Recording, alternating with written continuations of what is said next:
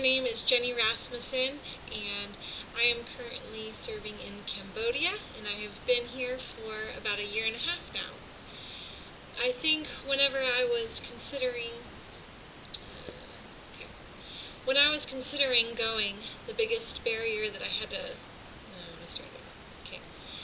when I was considering going, one of the biggest barriers that I had to overcome was other people's opinions and thoughts about what I was doing, and if they would think that going to a country for 2 years, especially one like Cambodia, which just raised a lot of panicked faces when I told them, especially those who had lived through Vietnam War. They just associated Cambodia with a lot of negative connotations, and it was really difficult because everybody has an opinion.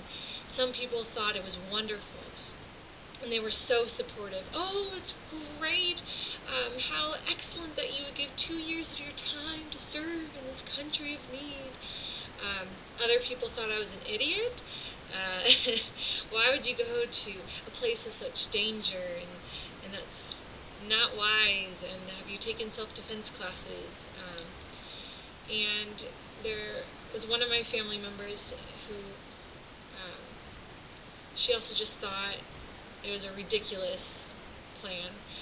She didn't understand why, after graduating and still having loans that I needed to pay off from going to Trinity International University, why is it that I would then go and raise a huge amount of money and volunteer to work with women coming out of sex trafficking and prostitution over in Cambodia.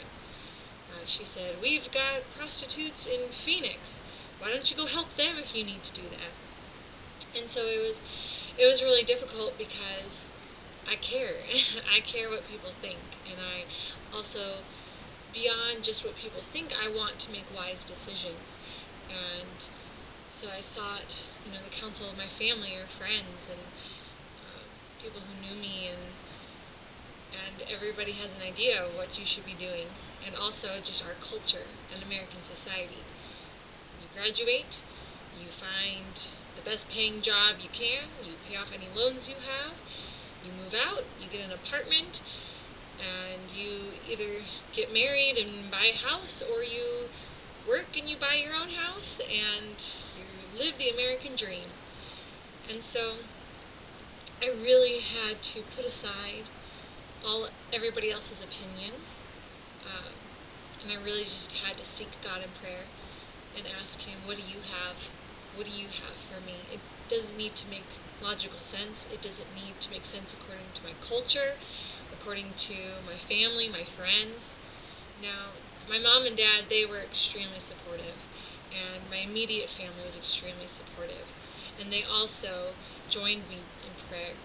And my dad said to me, "You know what, Jenny? God can close the door at any point. Just go for it. Go forward.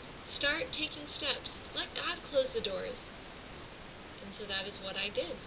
I took one step at a time, and it felt as if God kept beckoning me forward and saying, "Okay, that's good. Come on, one more step."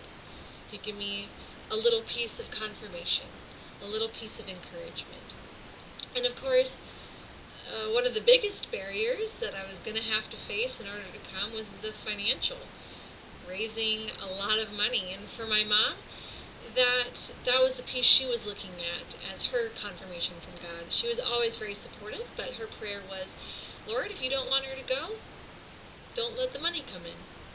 Well, the money came in abundantly. People were so generous, and my mom really felt like that was confirmation in her heart that, okay, she's supposed to do this. And so, if you're considering going and you're struggling with this, you're struggling with your family's opinions, or your friends, or just anybody around you, I want to challenge you to put all those voices aside and just remember, Paul says in Galatians chapter 1, "Am I trying to win the approval of man or of God? Am I trying to please people? If I were still trying to serve man, then I would not be a servant of God." And at the end of the day, it doesn't matter if it makes sense or if it's logical. It matters if that's what God is calling you to do. And maybe you won't have that confirmation, the stars in the sky that write out the word of the country you're meant to go to, or maybe you won't have a random letter from an anonymous person just appear at your house saying, oh, you were supposed to go to this country. Maybe the signs won't feel obvious at all. Maybe there will still be a lot of confusion, but I just challenge you, take one step.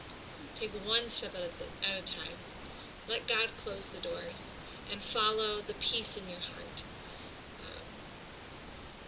And you just can't predict the amazing adventures that God has planned for you and for your life. So go for it.